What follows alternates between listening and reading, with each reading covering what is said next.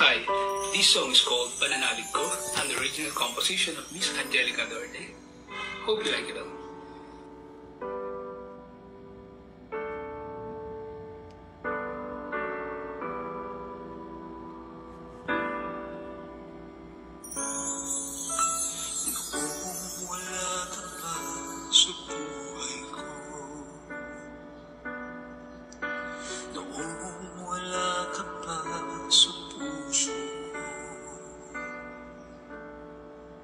Di ko pinapansin pag-ibig mo sa'kin, pag-ibig at biyaya mo'y di ko inaangkin. Nabuhay sa kasalanan ang puso ko, pag-ibig ko'y hindi nilaan sa'yo. Mahina sa tukso ang pagkatao ko, pananalig ko sa iyo'y hindi siniseryoso.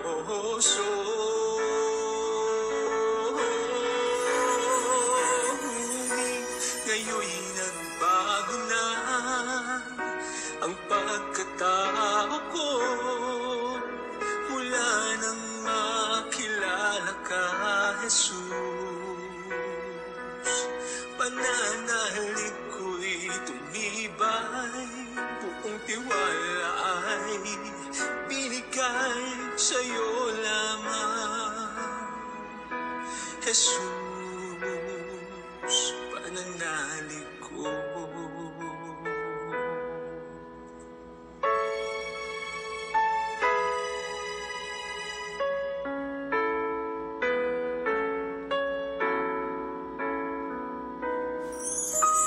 Nabuhay sa kasalanan ang puso ko,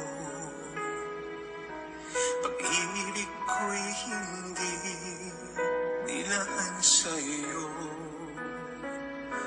Mahina sa tukso ang pagkatao ko, pananalig ko sa iyo'y hindi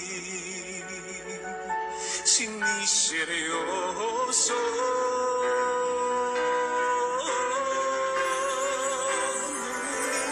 Ngayon'y nagbago na ang pagkatao ko, mula nang makilala ka, Jesus. Pananalig ko'y tumibay, buong tiwala ay binigay sa'yo lamang, Jesus. Pananalig ko.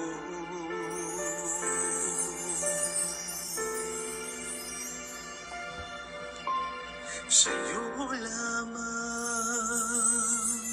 Jesus.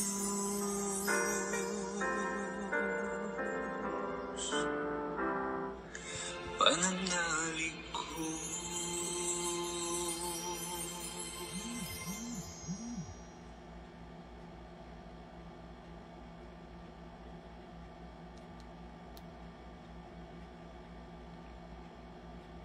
Sama-sama tayong manalangin upang ating pagnilayan ang mabuting balita sa araw nito.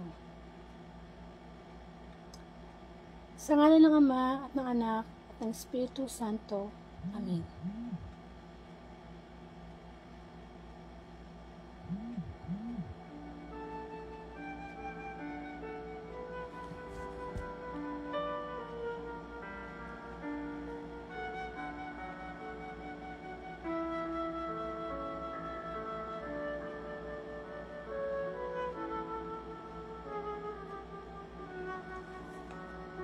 Purihin ka, Mang Diyos na makapangyarihan sa lahat. Muli maraming pong salamat sa pagkakataong ibinibigay mo sa sangkatuhan upang makarinig ng mensahe, isang banal na mensahe mula sa iyo, O Diyos, bilang pagkaing espiritual namin sa araw ito. Napakarami mong pagpapala na pinagkaloob sa amin. Ngunit ang makarinig ng mabuting balita sa araw-araw bilang spiritual na pagkain magbibigay sa amin ng kalakasan at pinakamahalaga. At maraming salamat, Panginoon, sapagkat hindi ka nagsasawa na gamitin ang online, ang social media upang kahit ano po ang ginagawa namin ay hindi din magpas ang bawat araw na makarinig kami ng iyong mga salita. Panginoon, linisin mo kami ang aming puso na naging marumi sa mga nakalipas na oras, sa maraming pagsuway, kasalanan na ginawa po namin. Ang iyo abang likod ay lumalapit na may kababaang loob, Panginoon. Sa oras na ito, inaamin ko po ang aking mga pagkukulang at kasalanan. Linisin mo po ang aking puso upang sa ganon maging dalbihan mo ako ng iyong mensahe. Ang karunungan, ang kababaan ng loob ay pagkaloob mo sa akin, O Lord, sapagkat ikaw lamang ang ibig kong maitaas sa Facebook live na ito. Ang iyong kabutihan, ang iyong pag-ibig sa bawat isa sa katauhan, Panginoon. Hindi ang kalooban ko, kundi ang kalooban mo ang makapangyari. Gayon din, Lord, sino man makakarinig ng Friday Gospel, pumasok ka sa amin, Panginoon, puspusin mo kami ng banal na Espiritu upang ang Espiritu mo at Espiritu namin magkaisa. Maraming salamat, Panginoon, sapagkat ikaw isang Diyos na lagi nandyan upang lagi magpaalala sa amin ng aming mga kahinaan na dapat naming tapatan sa tulong mo ng iyong mga salita. Yes, Lord, ang daming kalungkutan, pagsubok na nasa namin sa aming buhay. Simula pa kami ng iyong indikha. Pero Panginoon, ang mabuting balita ngayon, ipadama mo sa amin na ang bawat pagsubok, ang bawat kalungkutan na kinasasadlakan namin sa oras na ito ay gagawin mong kagalakan. At tawa mapagnilayan namin kung paano namin makukuha ang kagalakan na yan na nagmumula lamang tanging sa iyo. Come, Holy Spirit, we need you, and come, Holy Spirit, we pray. Napakabuti mo, Panginoon. Patuloy nawa na apuspos kami ng banal na Espiritu at nananalig kami na kapag ang iyong mga salita ang pinag-uusapan, ang iyong banal na Espiritu ay laging naririyan. Panginoon, maraming pong salamat. Ang iyong pag-ibig, ang iyong kabutihan na nagmamaliw araw-araw. Ang lahat ng ito'y dalangin ko sa iyo, Ama, sa pangalan ng Anak, kaisa ng Espiritu Santo. Amen.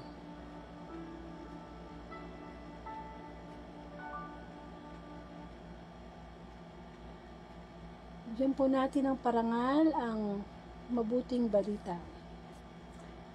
Hallelujah, hallelujah, hallelujah. Purihin ka, amang Diyos na makapangyarihan sa lahat. Hallelujah, hallelujah.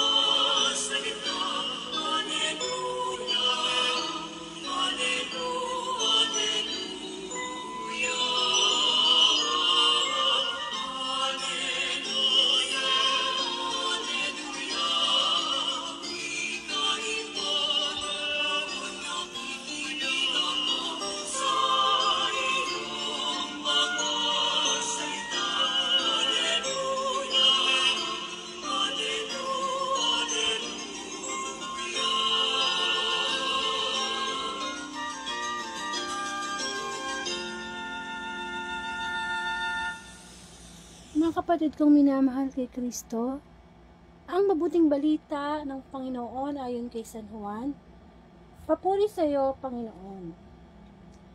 Sinasabi ko sa inyo, tatangis kayo at magdadalamhati, ngunit magagalak ang sanlibutan. Matitigib kayo ng kalungkutan, subalit ito'y magiging kagalakan.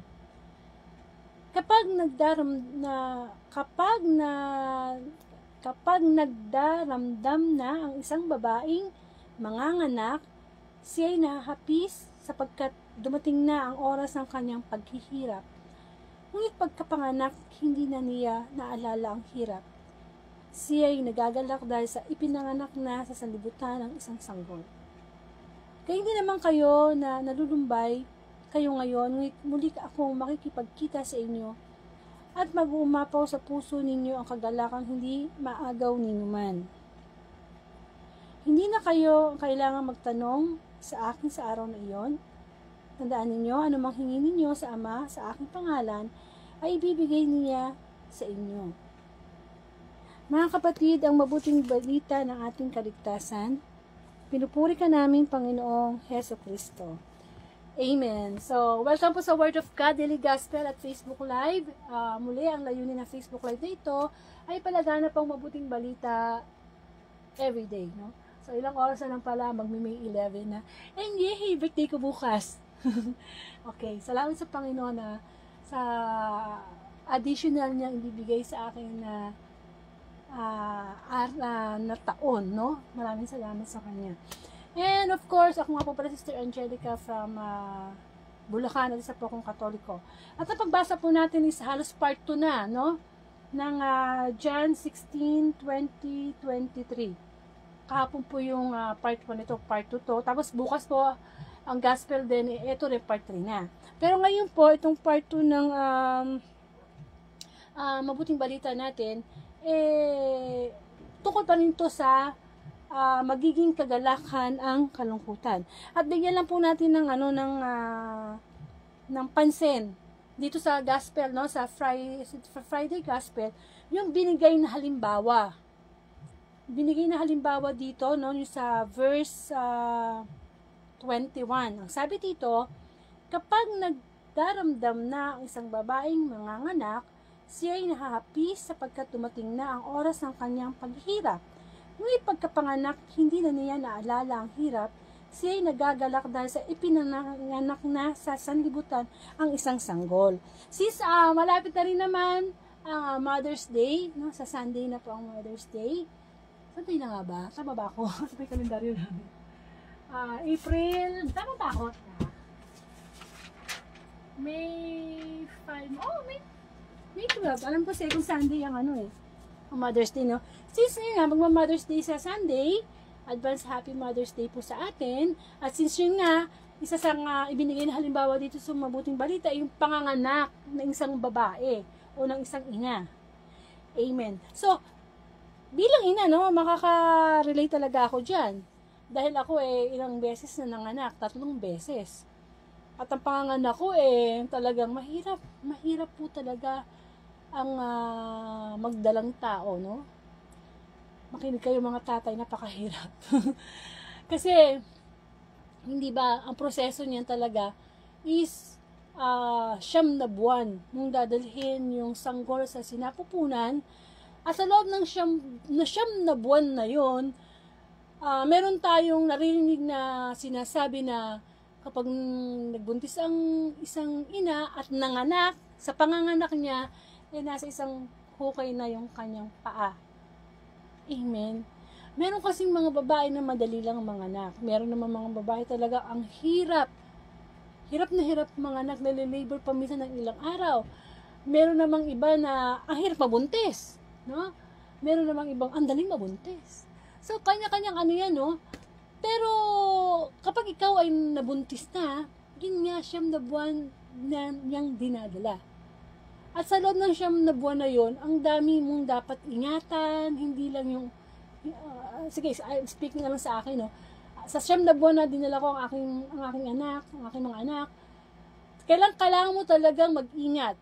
Pangalagaan mo hindi lang yung sarili, kundi yung baby na nasa loob. Kasi ako, 3 taon pa bago ako nabuntis. So, akala ko nga noon, hindi na ako mabubuntis o baka baog na ako. Kasi nga, nung dalaga ako, irregular yung aking menstruation.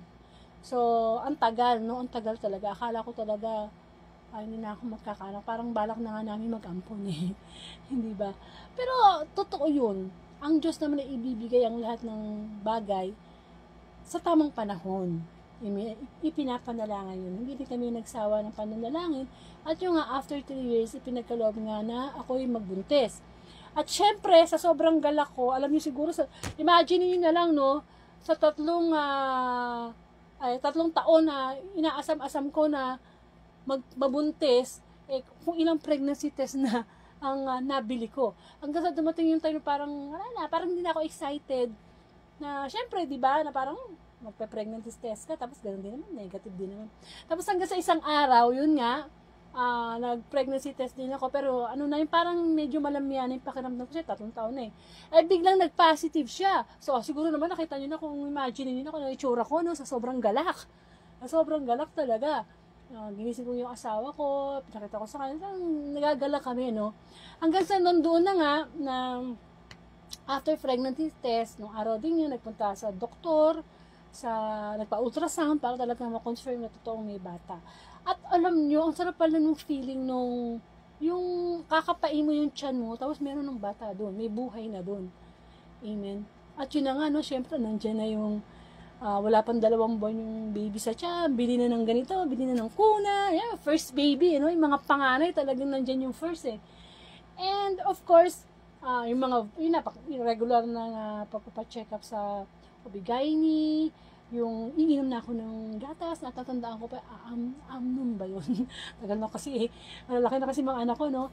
Yung talagang yung gatas sa pang baby, vitamin, folic acid, kailangan, excuse me. At talagang naramdaman ko yung pagsusuka, yung paghihilo, meron akong gustong kainin, mangga. Yung mangga talagang kinakain ng buntis siya, kasi syempre nag-iiba yung yung taste bud, tsaka syempre, nandun yung mga, mas nagiging matakaw ang ina kapag merong bata sa loob, no? Kaya tumataba ang mga nanay. And syempre, sa 9 na buwan na yan, ingat sa paglalakad, basta talagang ingat. Imagine mo lang 3 taon, tapos talagang iingatan mo yun. Amen. At hindi lang yun, no? Syempre, kailangan mo alagaan yung baby para maging normal, di ba? May mga baby kasi na napapanganak na nagkakaroon ng depresya, maaring hindi na nagkulang sa ganito, nagkulang sa ganyan during ng pagbubuntis. Talagang ang hirap ng proseso kasi tao Tao yung dinadala naming mga nanay At hindi lang yun, yung final time na talagang nanganak ka na. Ako pa naman nung nanganak ako sa panganay ko, wala yung asawa ko nasa Maynila. Mag-isa lang ako sa bahay. Would you believe, makaya ako mag-isa sa jeep. Kasi manganak na ako makaya ako ng jeep, no? May dala-dala. Kala mo, pupunta lang ako ng mall, dala-dala ako mga bag Pero nanganak na ako noon, kasi yung mister ko, babiyahe pa siya. Alam na niya mga anak ako, babiyahe pa. Kasi wala talaga akong kasama noong time na yun. Tsaka, hindi pa naman, parang kaya ko pa. So, nung nandun na ako sa OB-GYN ko, ayun na, nandun na yung proseso ng panganganak. Yun na yung normal delivery, yung talagang iiri ka. Sabi pala pag iiri ka, parang nilalabas mo lahat yung lamang loob mo. Pagka umiiri ka, masakit siya, no? So, hanggang sa yun, salamat sa Diyos na ilabas ko yung aking panganay na normal delivery. At yun, tama yung sinabi ng mabuting balita, na kapag nailabas mo na yung baby mo, nakakalimutan mo na yung pagod, yung labor. Totoo pala talaga yun. Kung makikita mo yung baby mo, ang cute, ang ganda-ganda, pulang-pula pa naman yung anak ko noon. Ang cute, no? Tangos-tangos ng ilo. Tanggal lahat yung yung hirap ko ng pag-iiri. So, bakit ito ang minigay na halimbawa dito sa mabuting balita? Kasi, ang paghihirap ng Panginoong Jesus sa krus ng Kalbaryo, ang pinakamalapit na masasabi natin sa paghihirap na naranasan ng isang ina sa panganganak. Amen. Yun ang pinakamalapit Kasi, iba kasi ang pain ng panganganak. Iba talaga siya. Dumaan siya sa mga proseso na talaga ng paghihirap, paglilihi, di ba, madami, pag-iingat, hanggang sa yun na nga, di ba, yung pag-labor ng normal, minsan nga, di ba, napupunta na tayo sa sa cesarean, ako naranasan ko na rin yan, 2 anak ko, normal delivery. Pagdating sa pangatlo, na cesarean ako, at mahirap din yun. Mabibiyak yung ano mo, yung tiyan mo, no? So, mahirap, numaan sa hirap. So, ganyan din kasi ang buhay natin. Diba?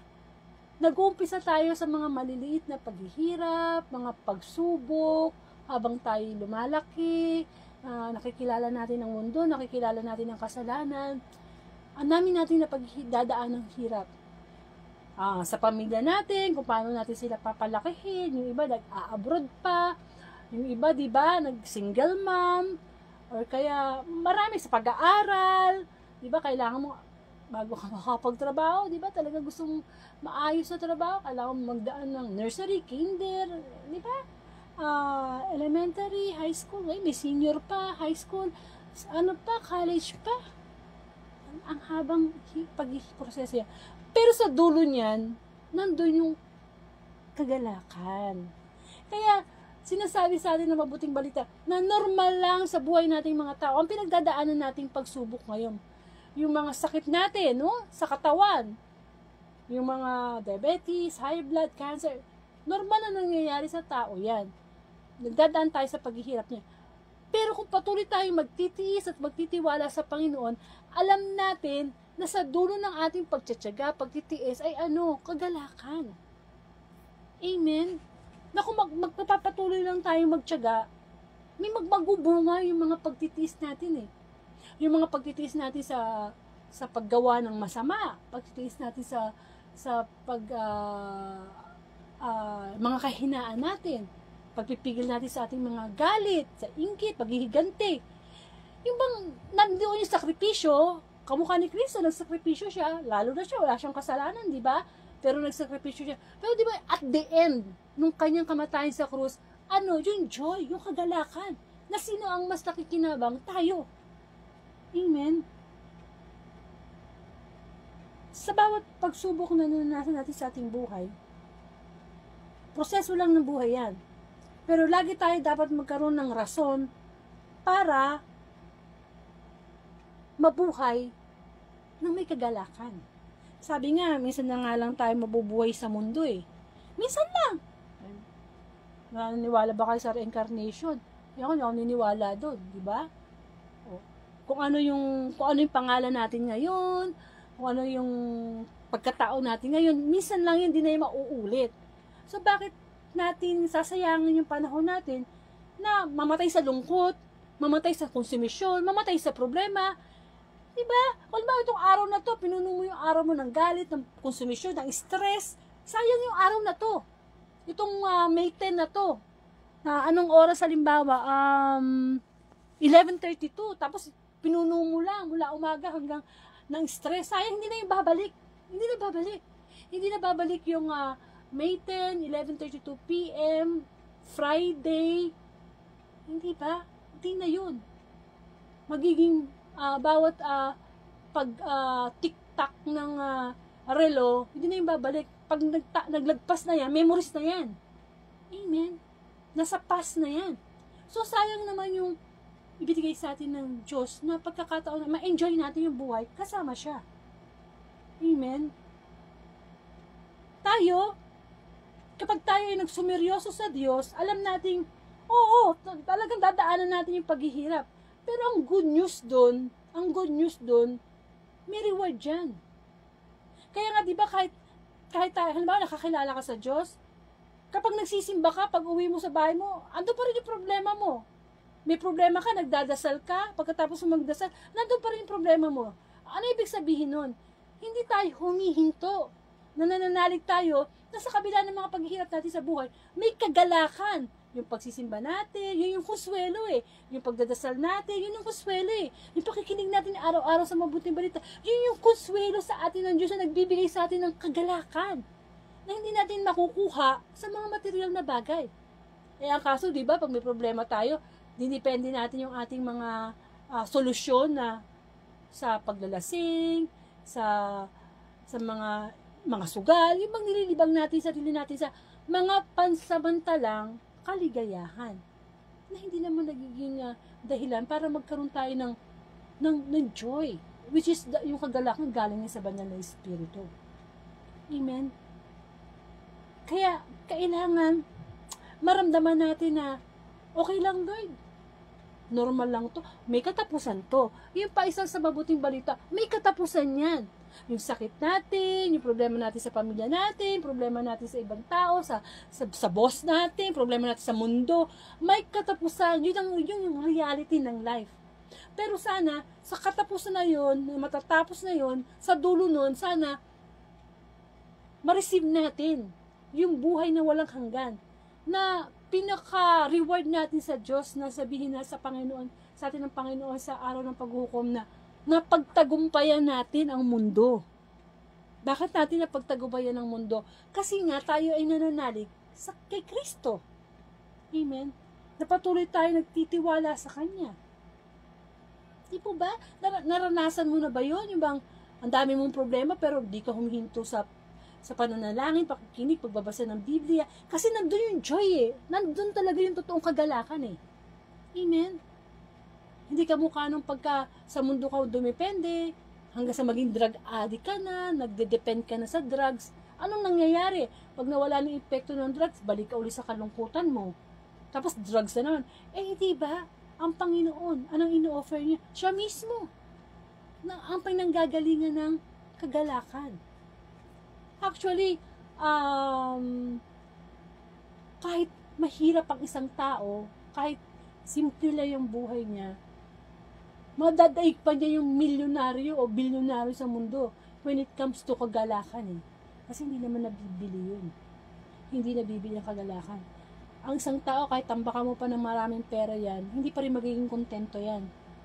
Hindi pa rin magiging kontento. Kasi nga, iba yung kagalakan na nanggagaling sa Diyos. Isang kagalakan na nagkakaroon ng contentment sa buhay, isang kagalakan na nagpapasalamat sa Diyos, isang kagalakan na nagsasara yung pagrereklamo. Amen. Sa bawat araw na ibinibigay sa atin ng Panginoon, meron laging ino-offer yan na kagalakan. Hindi lang natin talaga lubusang maramdaman kasi iba yung focus ng ating mind. Naka-focus sa kawalan, naka-focus dun sa problema, kaya hindi natin ma-receive yung kagalakan. Amen. Always remember na ang bawat lungkot pwede yang maging galak. Pwede. Actually, ang problema nga, dapat magalak tayo. Bakit? Kasi pag may problema tayo inaano ng Panginoon yung tawag dito, dinadalisay na parang ginto, di ba? Sa apoy. Di ba yung ginto inaano sa apoy para malaman kung tunay or fake. Kaya yung mga problema at kalungkutan na dinadala natin, ituring natin yung isang malaking challenge na i-turn natin into joy. Amen? Kasi lalo na sa panahon ngayon, di ba? Usong-uso na ngayon yung mga nanyo-news na nade-depress, nagpapakamatay. Bakit? Hanggat si Kristo ay nasa atin, hindi natin dapat maramdaman yung mga ganong mga damdamin. O kung maramdaman natin, hindi naman dapat nagtatagal. Amen? Kasi magkaroon tayo dapat ng disposisyon. Ano yung disposition? Tsaka commitment na whatever will happen, mag-stand firm ako na enjoy nandito. Amen. Lagi natin tatandaan na iba ang happiness sa kagalakan or happiness sa joy. Yung happiness, kapag nakuha mo yung gusto mo, masaya ka. Pero ang joy, makuha mo man ang hindi mo gusto, nandoon pa rin yung galak at pagpapasalamat sa Panginoon. Amen. Kaya nga nawa, lagi nating isipin na may reward ang Panginoon sa lahat ng pagtitiis natin. Naka-record yan kay God. Hindi nasasayang yung bang inaapi na tayo pero nagpapakumbaba pa rin tayo. Hindi nasasayang yan. Nakikita yan ng Panginoon. Yung pagtitiis natin yan. Amen? Yung meron kang mga anak na suwain, nilalapastangan ka. Diba? Nakikita niya ng Panginoon kung ano yung pagtitiis natin. Mga asawa kang pasaway, di ba? Nandun yung nakikita lahat ng panahon ng Panginoon yan. At ang greatest gift or reward sa atin yan, yung makamta natin yung greatest joy. At ano yung greatest joy? Yung buhay ng walang hanggan. Yung darating ang Panginoong Hesus, isasama tayo doon kung saan wala nang hirap, wala nang problema, wala nang sakit, nandun na talaga yung talagang totoong joy. Kumbaga dito sa lupa, pinapractice pa lang tayo. Pero pagdating sa langit, yun na yun. Amen. Kaya wag sana tayo maghinawa sa paniniwala natin na, yes Lord, may pagsubok ako ngayon. Pero kapag iisipin ko na tiisin to sa tulong mo, dahil napagdaanan mo naman to lahat, Panginoon nandoon yung joy. Lagi natin hanapin yan sa bawat araw sa ating buhay, yung kagalakan. Amen. Ang daming pagbumulan, maraming pagbumulan ang lungkot ng isang tao. Napakarami. Sa tao, sa pangyayari, sa mga material na bagay. Pero ang lungkot, ang kagalakan, isa lang ang panggagalingan, ang Panginoon. And of course, yung pagpili natin, kung ano ba, malulungkot ba ako? O magkakaroon ba ako ng kagalakan? Meron tayong choice di ba? Meron tayong choice kasi, alam nyo, ang mundo naman, kung tayo gagalitin, kung tayo gagawin miserable yung buhay natin, nasa sa atin na yun Kung gagandihan natin, sabi nga sa mundo ipin sa ipin, di ba? Pero ang sa Diyos, hindi ganon. Amen? Kaya lagi lang natin isipin na, yes Lord, normal ang pagsubok, ang kalungkutan, pero ang kalungkutan, anong katapat? Kagalakan. At yun ang lagi natin piliin. Amen? So, magkaroon po tayo ng closing prayer. Muli, Panginoon, maraming salamat po sa pagpapaalala mo po sa amin na ano man ang pinagdadaanan naming lungkot sa mga oras na ito, lagi pa rin namin piliin ang kagalakan. Upang anumang kalungkutan na mayroon kami, ay ma-realize namin na ito'y una mo nang naramdaman at naranasan ng kayo ng katawang tao. Kung sa bandang huli, ang katagumpayan ay nakamit mo sa pamamagitan ng iyong pagtitiis. Nawala namin isipin at ipanalangin sa Diyos ang bunga, isa sa mga bunga ng banal na Espiritu, ang kagalakan. Magala kami sa lahat ng pagkakataon. Ano man ang pangyayari sa aming buhay, magala kami, ipagpasalamat namin sa iyo, Panginoon.